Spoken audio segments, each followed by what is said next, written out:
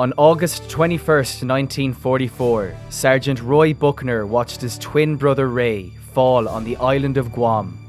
He was tragically hit in the back by an enemy sniper. Ray was carried to safety and kept alive for 6 days until August 27th when he took his final breath. Roy Buckner was 19 when he enlisted, one of 4 brothers from East Texas who joined the Marine Corps together. They were called the Texas Band of Brothers. From Guadalcanal to Bougainville to Guam, from jungles to beaches, Roy fought alongside his twin brother through every battle until fate split them apart. This is more than a story of war. It's a story of loyalty, loss, and the unbreakable bond between 2 brothers who fought side by side to the very end.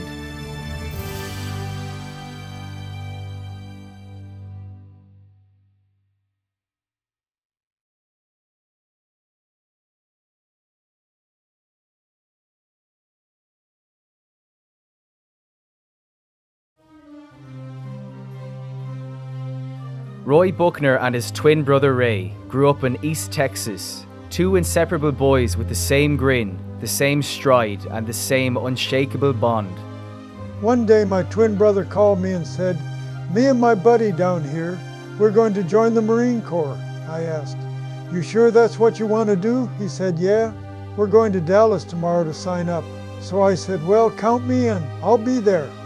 They planned to serve 1 year to get their duty behind them before returning home, but history had other plans. After completing basic training, Roy and Ray were assigned to a guard company at Point Loma Naval Base in San Diego.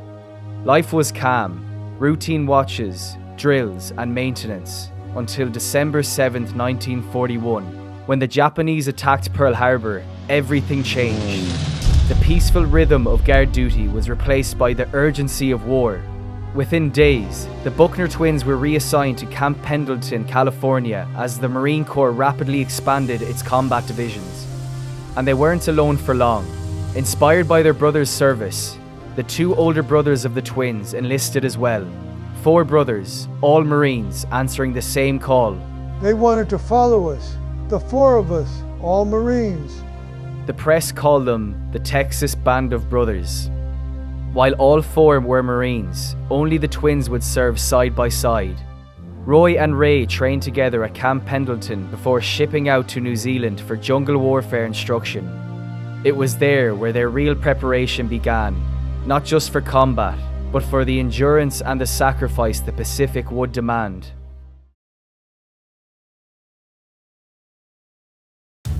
After months of training in New Zealand, Roy and Ray Buckner's real war began in the South Pacific.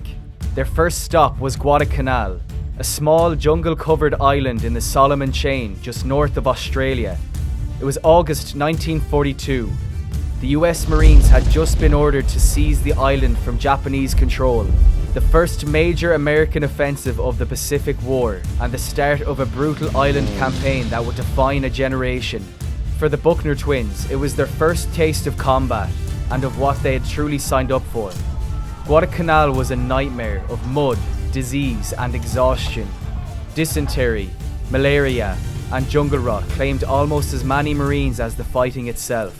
But it was also a turning point, the first time Japanese forces were pushed back. It rained every day. We landed in our dungarees and never changed clothes for 58 days. Men got sick, their skin rotted from fungus. You just kept moving, because if you stopped, you didn't start again.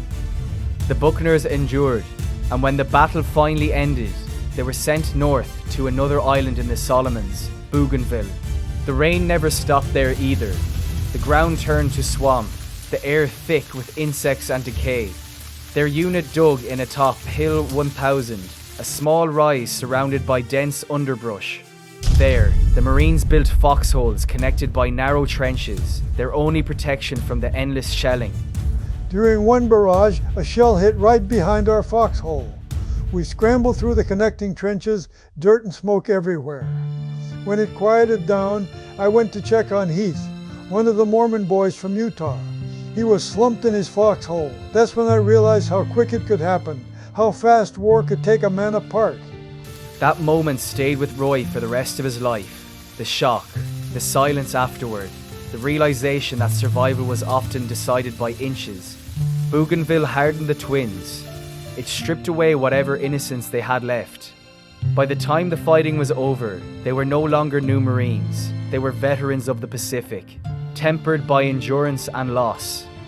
Their next battle would be even harder. The island of Guam awaited, and with it, a moment that would change Roy Buckner's life forever.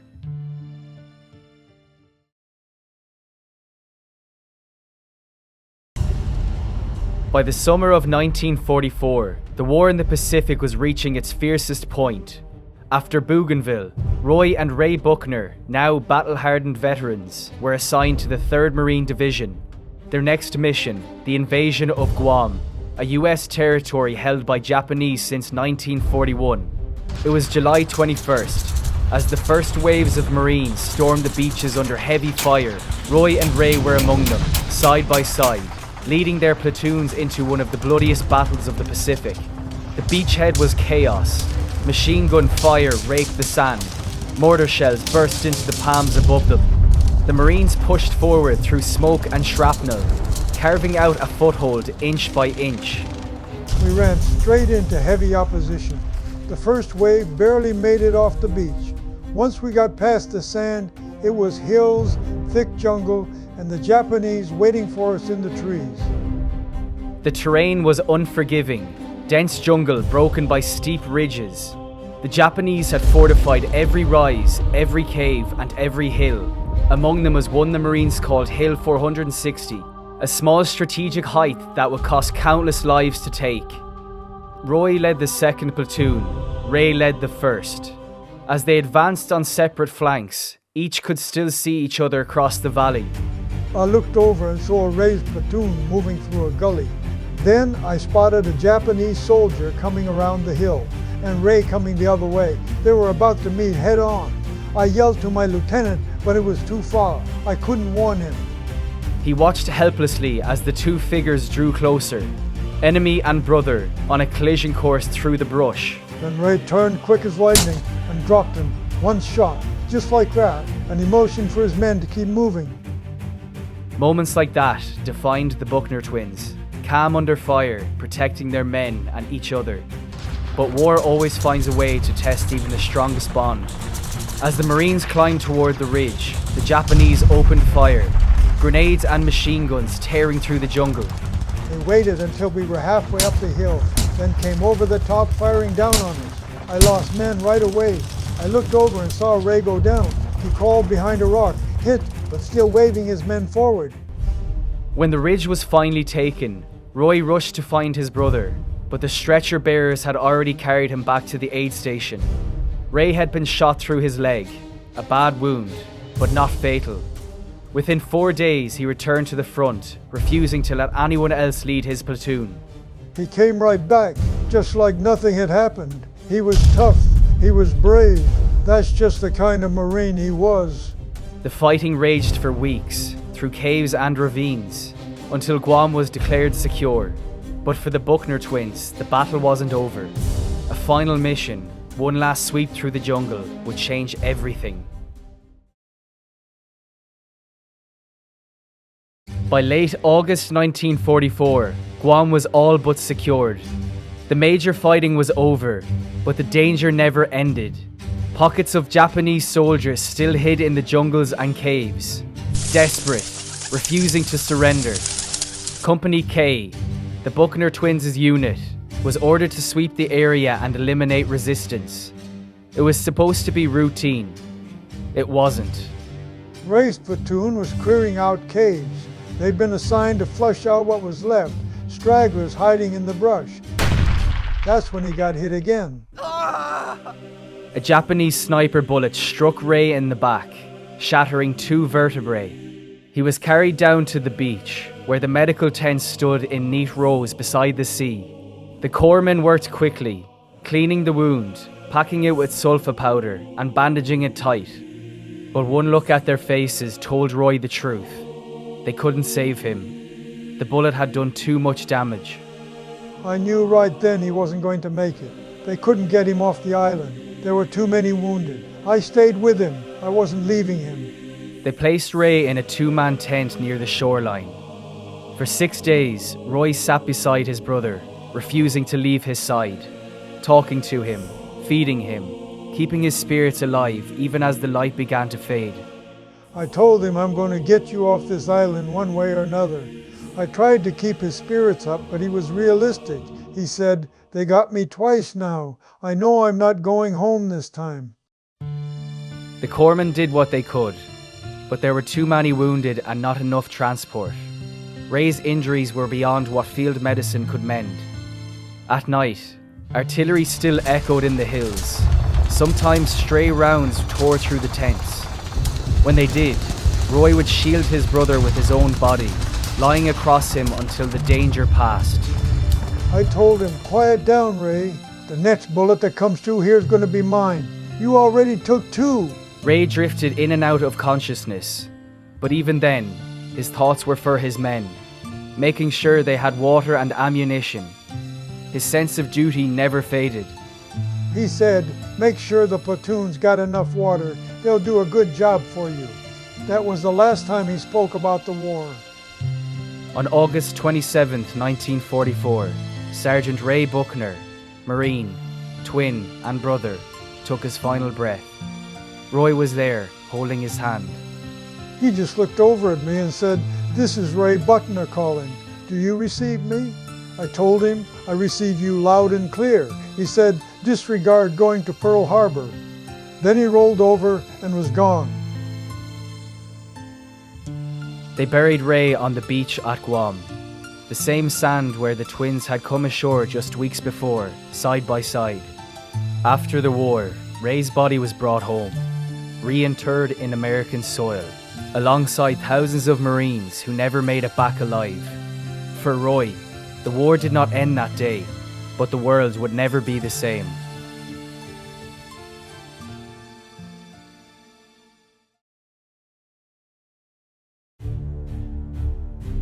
After Ray's death, Roy stayed with his unit on Guam until the island was fully secured. Then came new orders, a transfer from the 3rd Marine Division to the 2nd, the same division where his 2 older brothers were serving.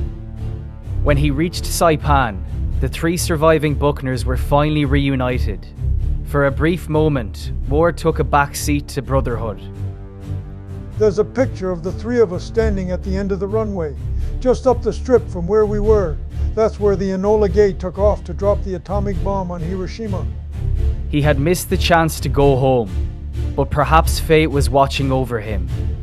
Before his transfer, Roy had been selected for a field commission, a promotion to 2nd lieutenant. But when he left Company K, he turned it down. Months later, the unit he'd trained and fought beside landed on Iwo Jima. Every single officer and senior NCO from Company K was killed. I guess I would have been a lieutenant, but I'd have been there too. Roy stayed in the Pacific another year. He fought through Okinawa, one of the last and bloodiest battles of the war. When Japan finally surrendered, he came home, older, tougher, and carrying memories he would never forget. His 2 older brothers remained overseas during the occupation of Japan. The war had taken one of them, but all had given a part of themselves. Years later, Roy still spoke of Ray's pride, not sorrow. His brother had fought to the very end, not for glory, but for his men. He was one of the bravest men I ever knew. When he was dying, he wasn't thinking about himself. He was thinking about his platoon. That was Ray. The war had ended, but for Roy Buckner, peace never came quickly. He returned home without his twin, carrying the weight of memories that time could never erase. The Buckner brothers had all served their country, but only 3 came home. Roy kept his promise. He lived the life they both had fought for. After the war, Roy stayed in the Marine Corps for a time, then built a quiet life in East Texas, marrying, raising a family, and keeping the bond with his brothers alive through stories, photographs, and memory. He was awarded the Bronze Star for his actions in the Pacific, though he never called himself a hero. Oh no, I'm not no hero. I just did like everybody else. We had a job to do, and there's plenty of people out there that done far more than I ever dreamed of doing. I'm just grateful for everything. In his later years, Roy began to share what he had kept inside for decades, not for himself, but for others, to remind a new generation what service meant, what brotherhood costs, and what sacrifice looks like when it wears a human face. Sergeant Roy Buckner was one of the last surviving Marines of the Pacific Campaign, a man who fought in 3 of its bloodiest battles: Guadalcanal, Bougainville, and Guam. He carried his brother's spirit with him, a bond unbroken by war or time. The Texas Band of Brothers, 4 Marines from East Texas. The good Lord's got a time for everything. A time to be born, a time to die, a time to plant, and a time to harvest. It's all set up for us.